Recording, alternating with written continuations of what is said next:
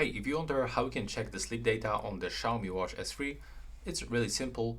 We can actually click on the Mi Fitness application. From this, I can recommend you to synchronize your watch with your smartphone by clicking on this button. And now go into the health. And from this, you can find the sleep data over here. In my case, there's like no data because I wasn't using actually this watch while sleeping. But that's actually the sleep data from the other device.